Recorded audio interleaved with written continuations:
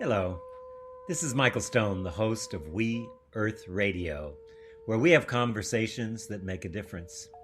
We're committed to bringing you leading edge thinkers in the areas of environmental restoration, social justice, conscious evolution, and spiritual fulfillment. In our programs, we look for positive solutions to local and global issues that leave you touched, moved, and inspired to action. Our weekly guests include local and global experts and concerned citizens working together to heal the wounds that separate, alienate, and marginalize people. Welcome, everyone. Welcome to We Earth Radio. This is your host, Michael Stone, and I'm excited about my guest today. Meghan Don is an award-winning author, mystic teacher, and death guide. She has been described as the voice in showing humanity how to integrate the feminine aspect in our lives. Her books, the one we're going to talk about today, Feminine Courage, Remembering Your Voice and Vision Through a Retelling of Our Myths and Inner Stories, and Sacred Companion, Sacred Community, Reflections with Claire of Assisi, and Meditations with Teresa of Avila. A Journey into the Sacred, which won the Best Book and Author Award in New Zealand. Meghan is currently living in Ireland, having been called back to the land of her ancestors, and she's currently working on a book on death and dying. Meghan, welcome to our show. Thank you so much, Michael. It's great to be here with you. So lovely to have you. I've always felt this deep connection to the divine feminine. And being a male, that sometimes sounds funny to people, but maybe having lost my mother really early or something, but I always have that sense of being guided by the divine feminine.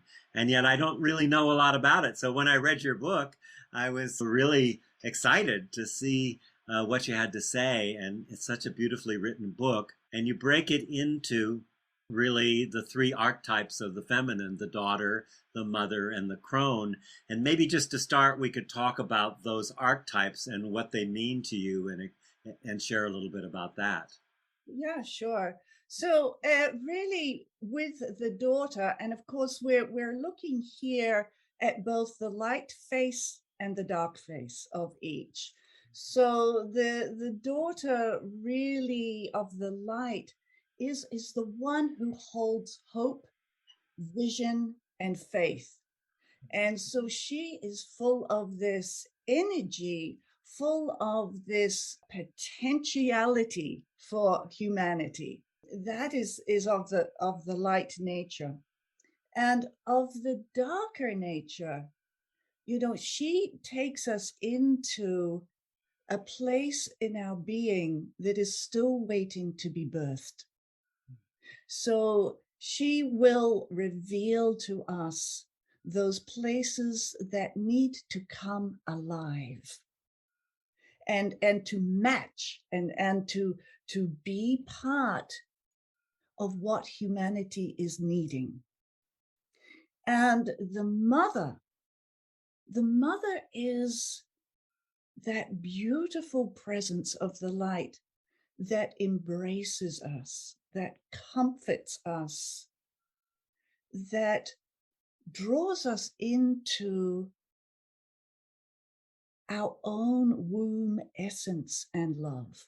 And again, with the mother of the dark, there's a couple of different aspects we look at here.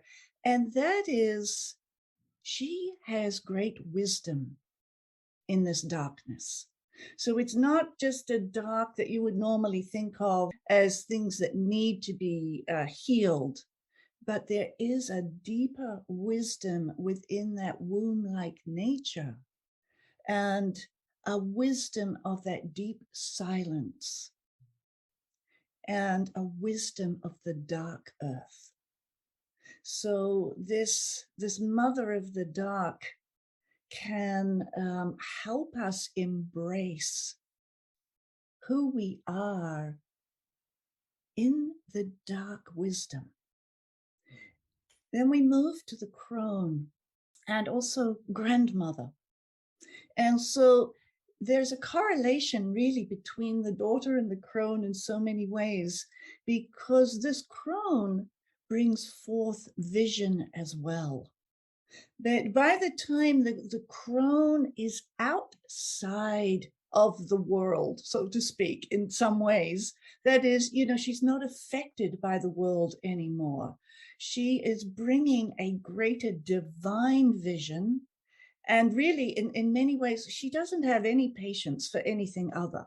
It's like, no, the divine vision for humanity must come into being. So her voice is strong. So she really draws us, of course, each one of us into that place and asks us to also come into that voice and that vision that is far beyond just our personal life. So the daughter can be a little bit more, for the personal life in some ways. But by the time you get to the crone, it's completely other. It's completely for the universal vision. And the crone of the dark and what I call the dissolution, to me, is what we're really in now in our world. And she brings forth the life of destruction. And I bring these two words together deliberately, because there is life in her dissolution and the nature of her dissolution, how she will not allow anything to remain that is not in its true nature. And so she is, a great gift to us, but the one that we will be most afraid of, because she leaves nothing untouched, no stone of our life unturned.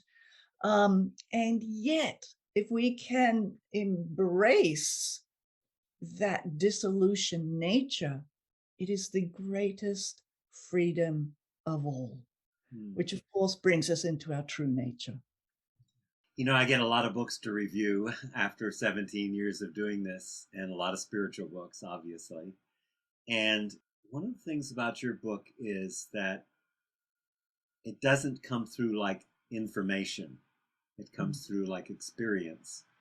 And I don't usually ask people this, but I would love for you to go through your own evolution of these stages and the challenges and difficulties and awakenings that I'd like to hear your personal story of this journey, quite frankly. Okay. Asking too much? No, just my whole life history. Yeah. I like it when it's real for people, Yeah, absolutely. Absolutely. And I think that is imperative. I have to be really honest here. The daughter of light was, in fact, the most difficult one for me to enter. It was like I literally had to go, who is she? Like, I don't really even know what a daughter of light is, and it took me, I do think this is because, I had, like all of us, a traumatic upbringing. And so that original sense of hope and faith and vision was actually pretty dire. It was like, there didn't look to be in my young psyche any hope, any faith, or any vision to get out of where I was in. So it was like, who on earth is this daughter of light? And I have to say, it took many years to even be able to come and touch her and to feel her and to resurrect her. And that was really what was needed. I needed to resurrect her, which has taken many years. And the way that I did that was really by honoring the daughter of the dark. Now, I knew her straight off. It was like, oh yeah, I can go deep into her, not a problem. I knew her because I knew the sense of rage that lived within me. I knew the sense of shame. I knew the sense of hiding. I knew the sense of my voice being stymied. And I saw how I protected myself. I needed to really then, instead of course, living her out in all those ways, I had to go in and do really deep work around the healing nature, which of course, brings us deep into the place of courage and deep into the place of our fear and deep into the place of our feeling. So here we are, right in the heart, right in the courage.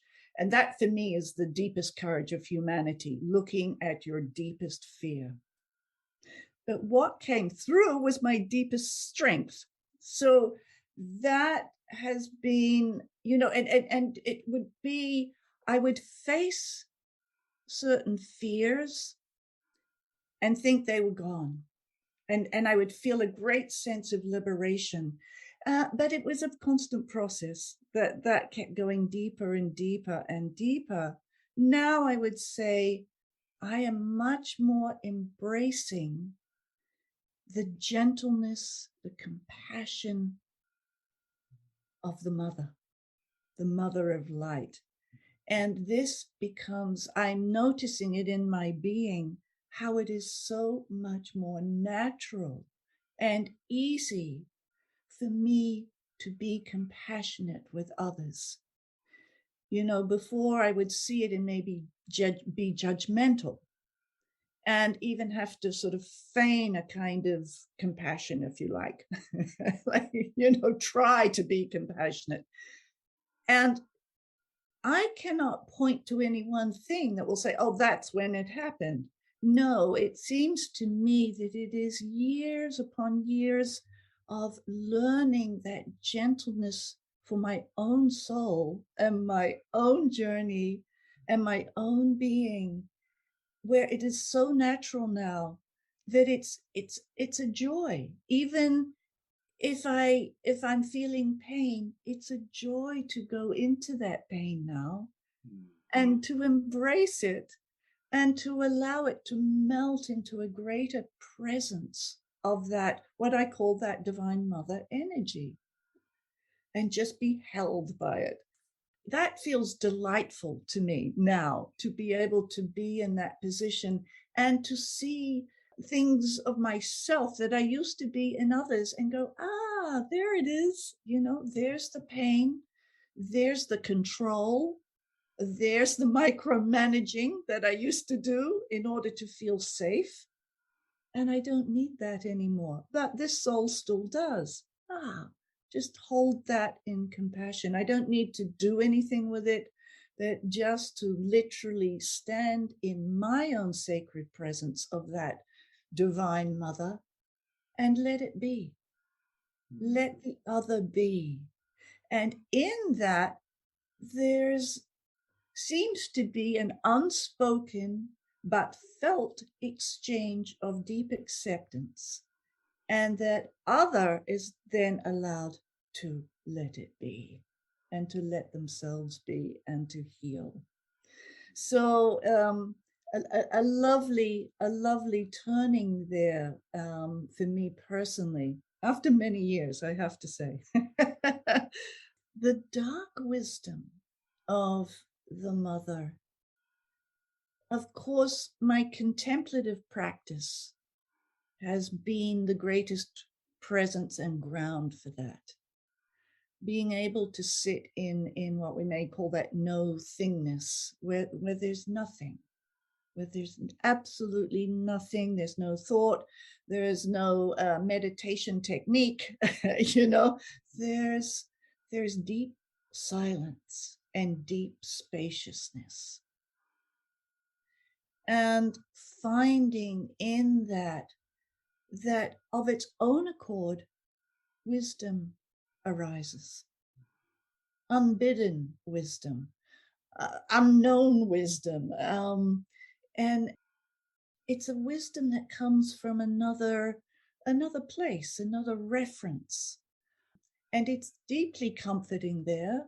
There, of course, have been times where that no thingness has been terrifying. And, oh my God, and I don't know what to do. And I'm sitting in what feels like a dark pit. It's no longer the embrace of that wise womb, but a dark pit, and having the courage to remain there. That's the big one. It's the big one. And not to try to clamber out and fill it up with all the distractions and all the worldly comfort that I can manage. And at times I can, and at times I can't. So it varies.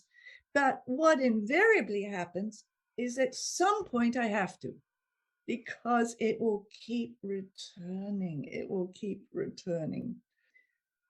So there's a sense of knowing from experience that if I can sit in the really uncomfortable, fearful places, they will transform of their own accord. If I can hang in there long enough and always know underneath it all that I'm safe. That I'm safe. And I think the crone, I really want to give you it's kind of humorous, actually, because she has a great sense of humor. She's a trickster. She is a trickster. As you know, you've been in Ireland many, many times, and there are these very narrow lanes that they call roads. Yeah. Right. And my greatest fear in Ireland has been that I would be on one of those little narrow roads in the nighttime, not knowing where I'm going, with what they call lashing rain. Now, there are 100 words for rain in Ireland, I believe. And lashing rain, really the best way to describe lashing rain is sheets of rain coming sideways where you simply cannot see anything. So this was my, it's like, God, please save me from that experience, because I do not want to be on an Irish road in the nighttime, lost and with lashing rain. So of course, what happens last December, I had to hire a car. I had just come back from the US for a little while. It was a manual car, a stick shift, which I have not driven since I was 15 years old.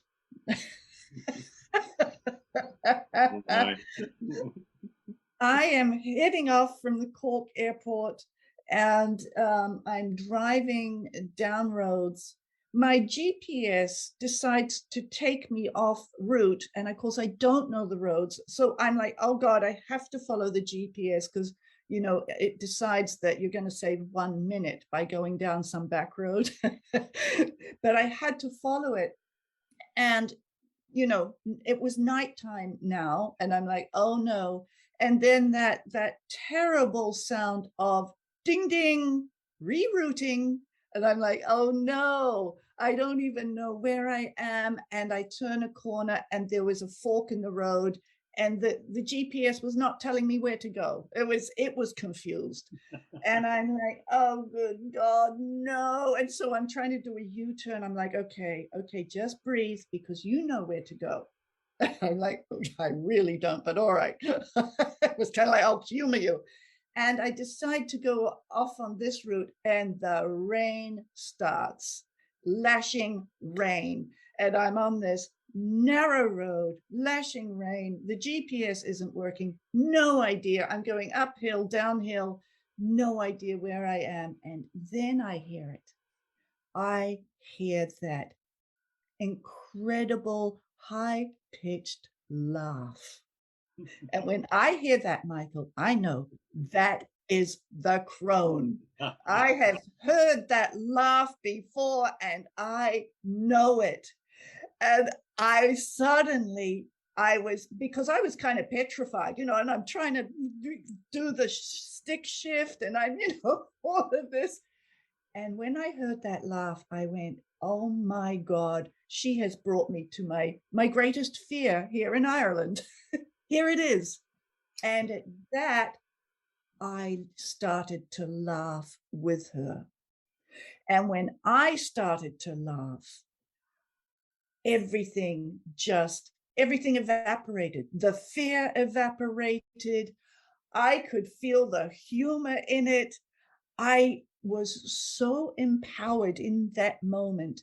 I became like a speed racing driver. Vroom, vroom, vroom, vroom. And I was invincible and I was going around corners. The rain was lashing. The windscreen wipers were going and vroom. And it was so, I felt this strength.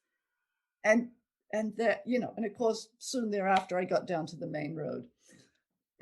That to me, it almost felt like a metaphor also for where humanity is right now. We are driving a stick shift car, which we don't know how to drive.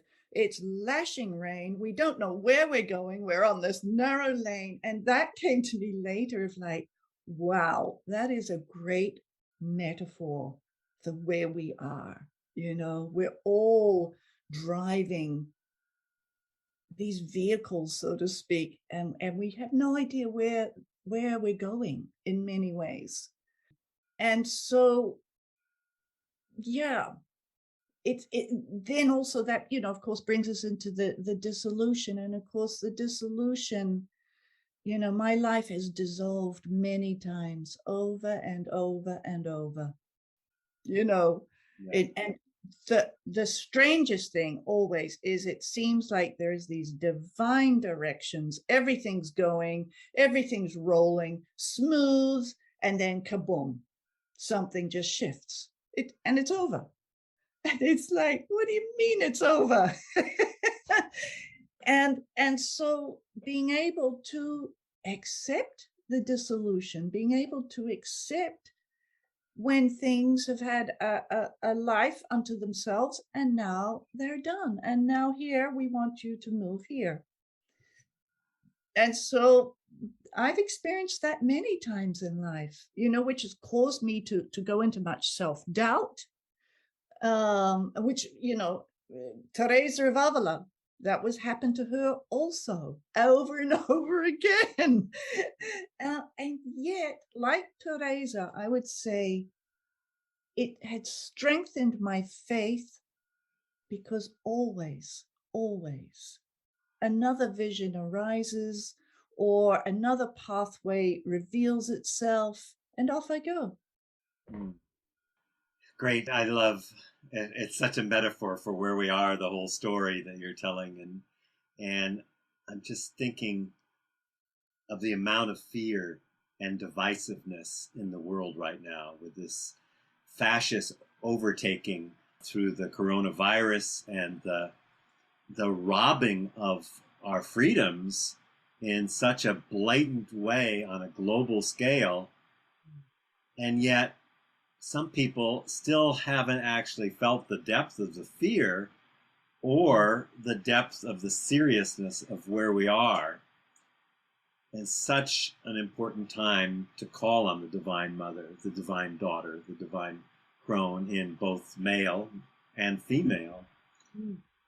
I work with so many people who, as they're waking up and noticing how numb they've become, of course, the next thing they feel is exactly that overwhelming fear.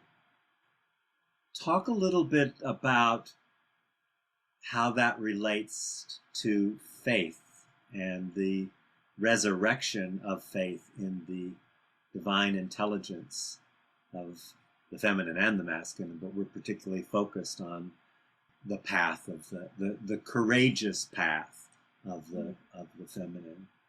So what would you say to some of the people who are just beginning to really feel the enormity of what's happening in the world and the fear that goes with it.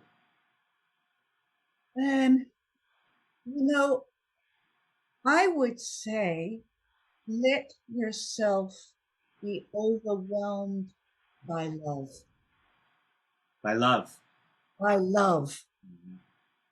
Because if you're being overwhelmed by fear, you're going to need to meet it with something pretty strong. So you need to be able to almost be drowned in love and to know that you are cared for and loved and safe no matter what happens. So this, to me, the only way that I really experience this is with the Divine Mother's love wrapping her arms around me. That is where I find great comfort and become restored, to a sense of equilibrium. And also, I think, really understanding that our life does not end with our death, and our life can continue to emerge and to grow no matter what is happening outside and around us. And so the faith for me is believing in the underlying goodness of life, even when it is explicitly showing up in another way.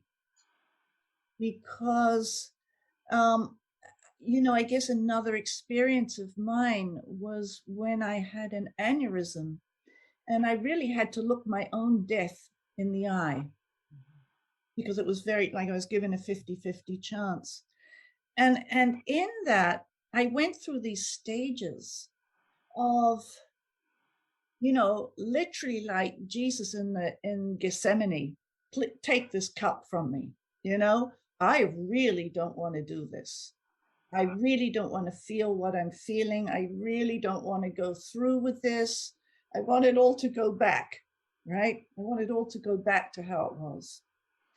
Then I came into the second level, where I could see and start to feel the new spiritual unfolding that was happening through this experience of the aneurysm and the gifts that were coming.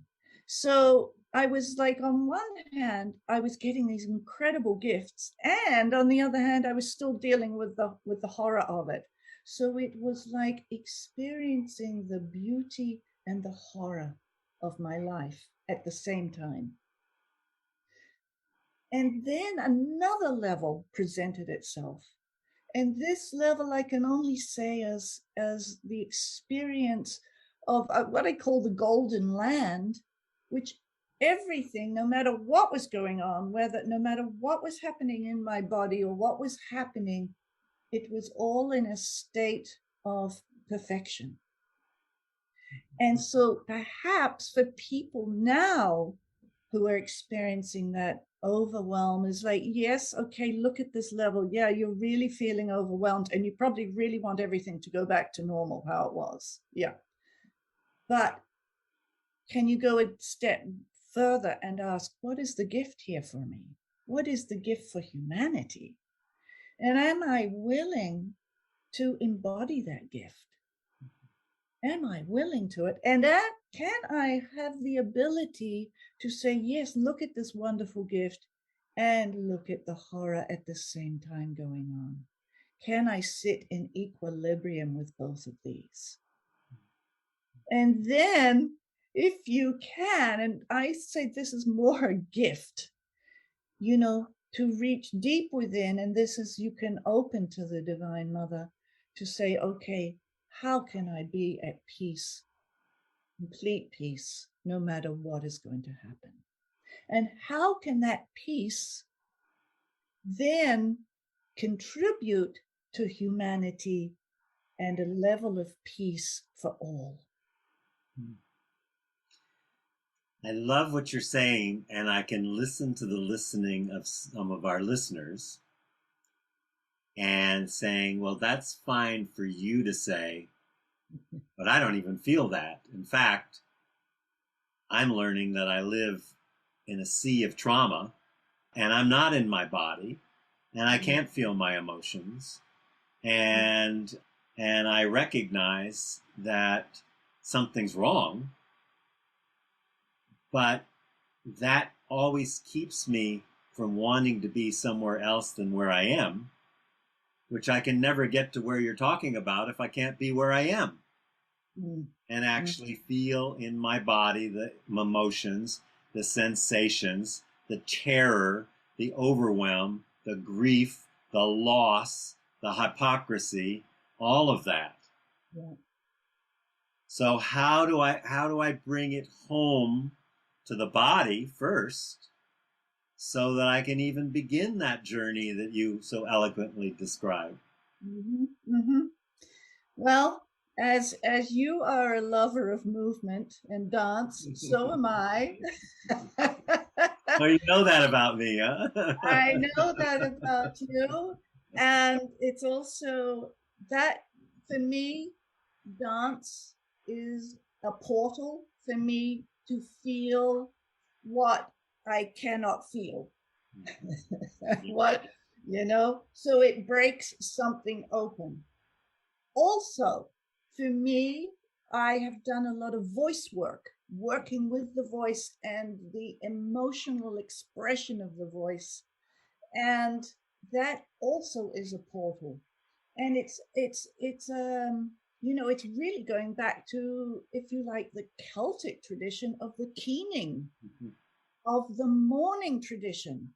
Like just even this afternoon, Michael, I was like, oh, my energy feels thick and heavy and lethargic. And it was like, I just sat with it and I'm like, oh my God, I need to wail. I just don't need to cry. I need to wail because I could feel this mourning, of my own life, of not being able to work with people physically, spending all my time on Zoom. I'm like, I can't take it anymore. And I went, God, I really need to wail and I need to dance. So it's like, and of course, breath, just breathe, just start to breathe and let yourself sink into the body. That's that's all that's all I can say. And pray. Let me feel. Let me feel. Let me feel it in my body, because what I'm noticing also, there's a quickening at the moment. There's a quickening of everything, right? So there's also a quickening of the gifts that are available to us. So when I'm here and I'm asking, and like something's really in me, and I just pray, like, let me heal, let this, then boom, something shifts, something happens. And so that's what I'm also finding. If we really want something, ask for it. It's the old ask and you will receive. And I do think that it's very available to us now if our heart, if we really just get to such a point where we can't take it anymore. I think that that's when things start to shift. You brought up such an important point there. I don't want to just go by it too quickly, and that is the ability to grieve, because we're a culture that doesn't know how to grieve. It's death averse. Everything is set up to avoid even speaking of dying.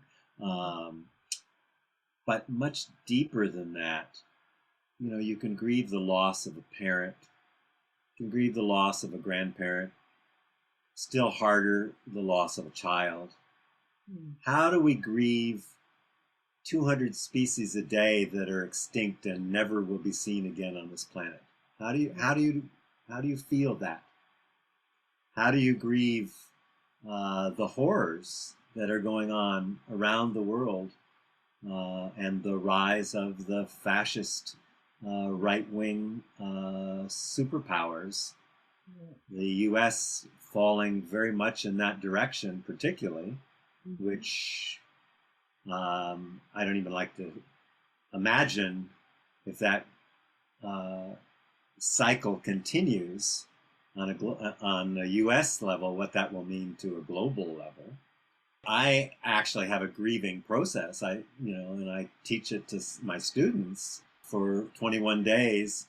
This whole setting up and grieving and allowing ourselves to feel all the things and let them feel through us. Or also, I'm really interested in practices like Pema Chodron's Tonglen, bringing Tonglen meditation back, that ability to bring in the dark energy and purify it. I call it like sewage disposal, or whatever you call it when you clean the sewage, that we allow that so that people can be rehabilitated in just the basic ability to feel, and be in the body and to feel the emotions, not in the head, because emotions in the head, they produce the same chemical response, but they don't allow you to create the spaciousness that is needed when we need to deal with the inner fragmentation that is keeping us numb.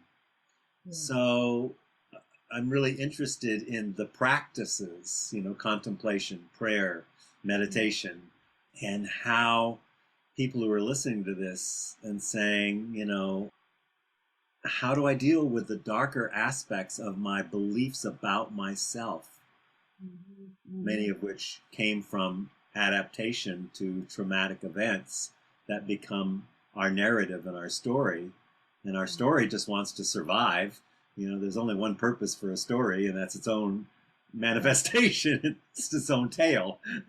So how can my devotion to recognition of and embracing of the divine feminine within me help me to feel more deeply, see more deeply, love more deeply, open more deeply to the darkness, and be able to transform that darkness and into the light? Well, big question, sorry. No, it's right. And as you were speaking, I was thinking, well, in some ways, I'm actually the worst person to ask that question. Because since I was young, I was known as the emotional one. Right? So I haven't really had to learn how to be emotional. It's like, it's so natural to me that to teach it, it's like, well, just do it. It's like, just let it happen. So it's like, but I guess the practice that works mostly in that bringing forth and in the transformational aspect are some of the divine chants that I use and are in the book. And they are specifically designed to, they have all different meanings. So they're all based in the Aramaic and Hebrew. And so they draw forth the energies of the letters of those particular languages, like all of the ancient languages, they're alive. Yeah, right? Vibrations of it. Yeah. Vibrations, exactly. So, like the specific chants in the Daughter of the Dark or the Mother of the Dark are designed to help to raise up those darker feelings and vibrations so they can rise. And there's something, I think, specifically for the feminine energy is the voice, because the voice has been stymied for so long. So there needs to be a release of the voice. And so these chants help to loosen the voice, and at the same time allow the expression to come out, and then at the same time they allow a healing and transformation to come forward. So that always has been a great way for me to really go through a whole process. And of course, the dance, I dance through it as well. Um, But so it's not a solo journey. That's, I think, where a lot of people get into trouble. It's, the Buddhists have this wonderful term, interdependently co-arising. right, To me, that yeah, kind of says the whole thing of the co-creation with the soul of the world that you talk about. right. There's so at the heart, well, at the heart of trauma is frozen past, is separation. That's the first cause of any kind of trauma. It creates separation. So we live in this world of separation. And I think the path to that is, how do we become more related, not just to the ethereal and the divine and the mother, but to each other and to our own body, Oh, and totally. Yeah. Well, I think awakening that that. yes, well, I think that is part of the whole feminine, right? Because she is so directly related to matter or mata, the mother, the earth, Mhm. the body, and that whole sense of the soul of the world. And I think Carl Jung said, this is the whole purpose of the feminine, is to bring things into union here on earth so that we are coming into that union. Um, and I think, like the Buddhists, a lot of the practices that I work with also, there's always that component. Well, I mean, I love working in groups, so we're always working as a field of energy as one group, but we're also incorporating all souls and all beings. And so there is, and what I find with when I work with people, even on Zoom, that they are feeling that connection. They're feeling the connection with themselves, with one another, and an extended connection with both human beings and animals and all on this earth, as well as other dimensions. And that's part of the chance as well. And the energy of those vibrations is like Ama is really the Aleph is all dimensions, and it's the oneness and the connection. So we're immediately creating that energy, and the whole point is that we become that energy. We invoke it, we evoke it, and we embody it. Hmm. Yeah, that brings up my thought of the mother ground of being, or the groundless ground, and the importance of that. Share a little bit about your sense of that, moving into that place and Yeah. allowing ourselves to literally fall into that. Well, I guess the mother ground of being is another way to call it. Also, is the sacred presence. Yes. Or the unadulterated being. So it is that natural state of who we are. And the experience is a beautiful spaciousness. It's a place where all of life can find its place in that spaciousness. So there is an inclusion of everything. So that's where all that horror can live. That's where all the beauty can live. It's where all the extinct species can live. It's where all the species still alive can live. So it's almost like everything is still in a creation of life ongoing. It's like a cosmic womb, if you really like. It's like, and every potentiality of life and death is there. And so when we can sit in that, it's a it's an alive place.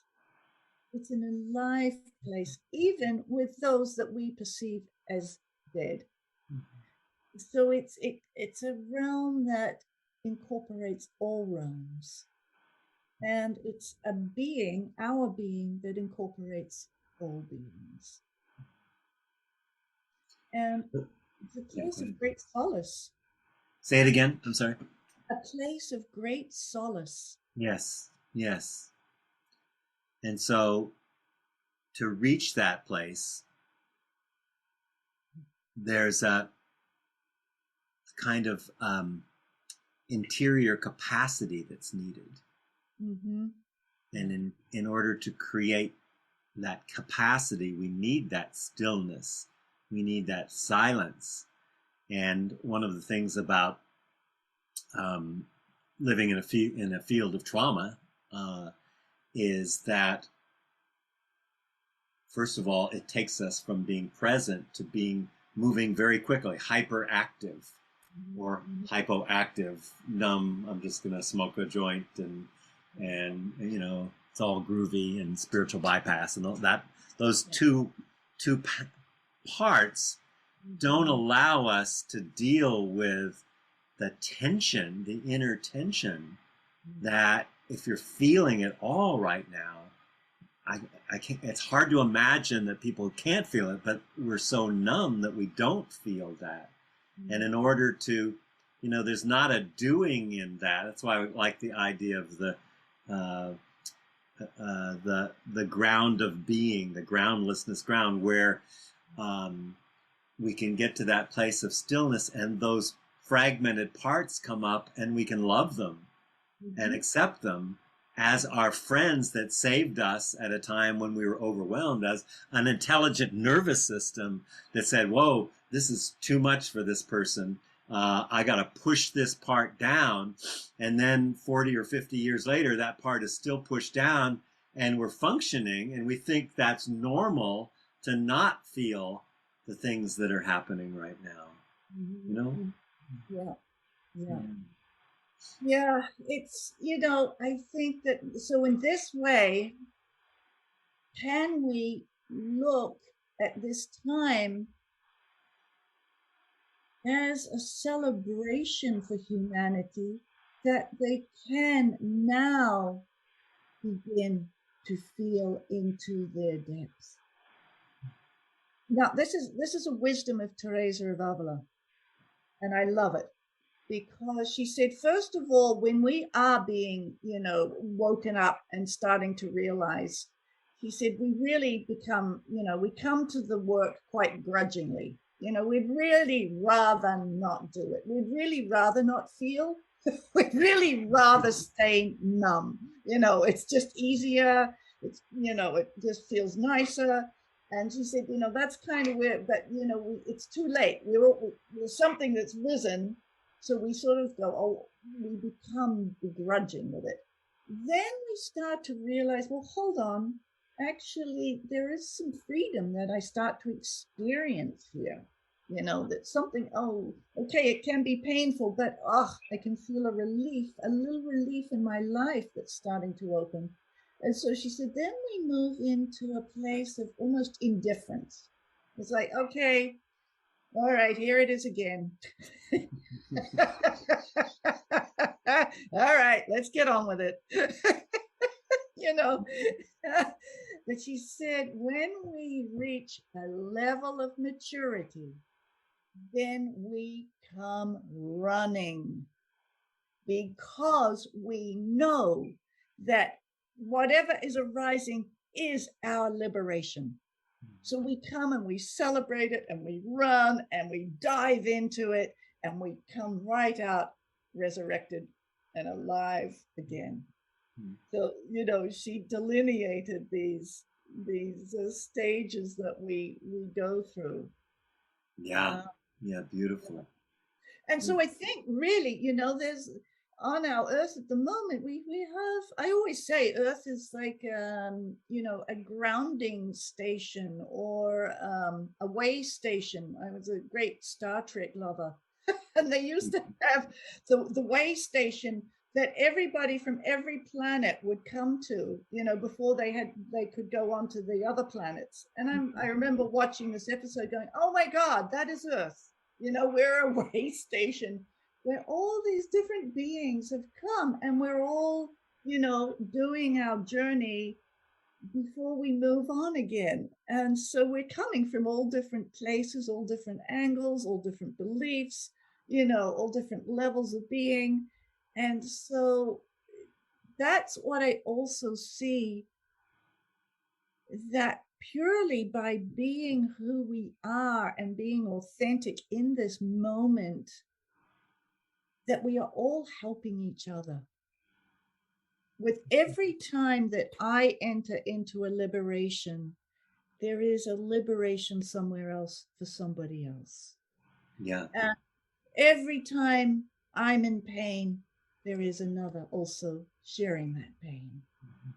And so when we can, I think, really feel that and know that, and we know, I know I've come into it through prayer, really directly experiencing my prayer helping another, like literally seeing it happen like a spiritual webcam.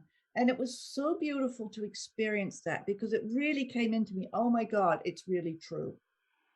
It's really true. I'm not just saying the words anymore. Yeah. I'm really feeling that every time I am going in and feeling and transforming, that it is helping another, especially when I had that intention as well, Yeah, I think one of the big barriers that might be important to talk about is our ability to receive. Fundamental in the five rhythms, flowing is the feminine. It's all about taking in and receiving and allowing. But there's all the issues around unworthiness or not wanting to be beholding, all these crazy notions that we have about receiving. So how do we receive on the level of the Divine Mother and really welcome the gift of that? Mm-hmm, mm-hmm. I think it's really important that you brought that up. Thank you. It's really, that's part of the daughter as well. And so I think what it is, it's trying to re-enter and remember what it is to be a child of the mother. Because the child knows how to receive. Great. So there it is.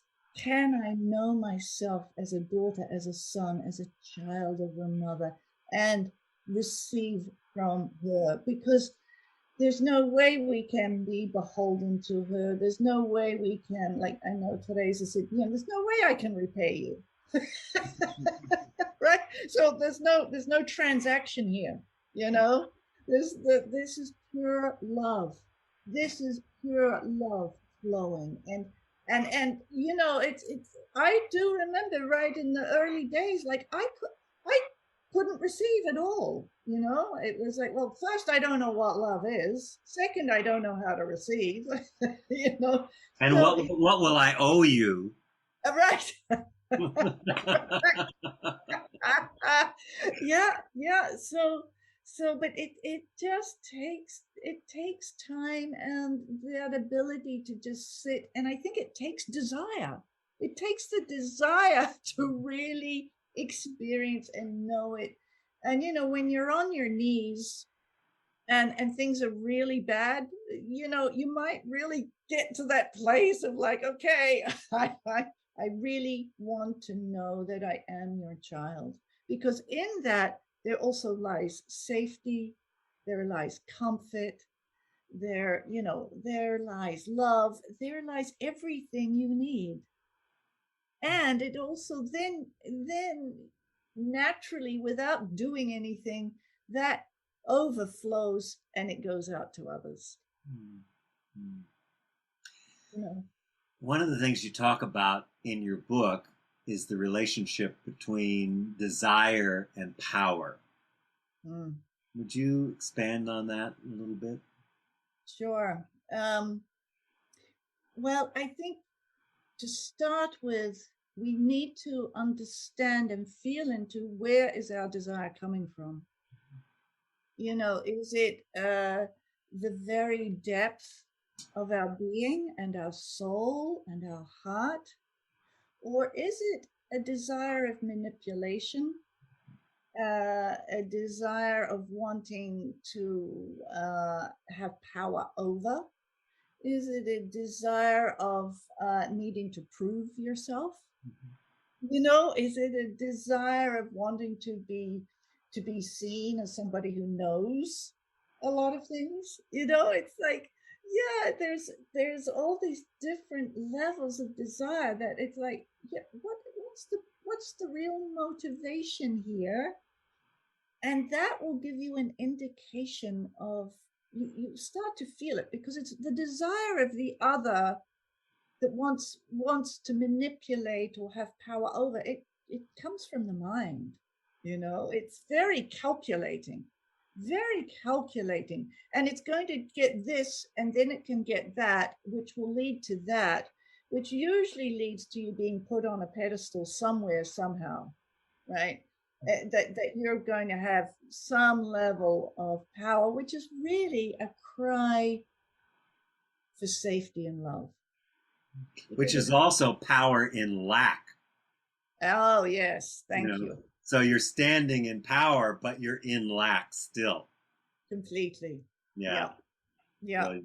Completely. Yes. Where the other is really taking you deep into the compassion. It's taking you deep into a service of humanity. It's taking you deep into your own love and your own wisdom. And abundance. And abundance, absolutely. And using it for the good of everybody, and there's no calculated plan. Yeah.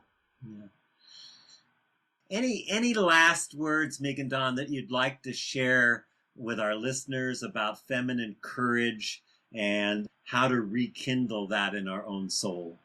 Yeah, feminine courage. Well, it really, for me, it's about coming deep into your body, deep into your heart,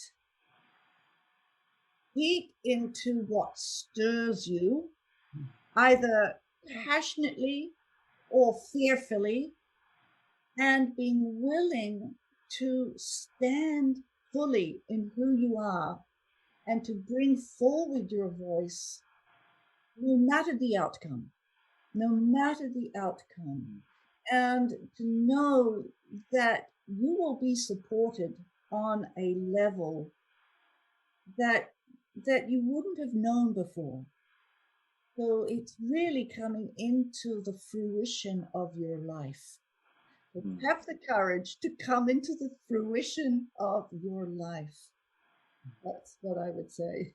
Oh, Meghan Don, it's just such a delight to be with you. I'm really glad we had an opportunity to have this conversation. I look forward to your next book on death and dying, and just thank you for taking the time to be on We Earth Radio and for the wonderful work that you're doing in the world. Well, thank you, Michael, and the same for you, for all the work you're doing, and I'm delighted to be here with you. Thanks so much. Much love.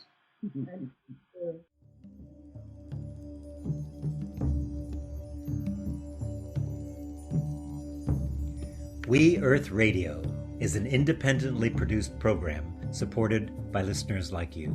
We are committed to bringing you leading-edge thinkers in the areas of environmental restoration, social justice, conscious evolution, and spiritual fulfillment. If you would like to receive our complimentary newsletter, The Well of Light, make a contribution, or listen to any of our past shows, go to our website, welloflight.com. Thank you so much for your commitment to a world that works for all life.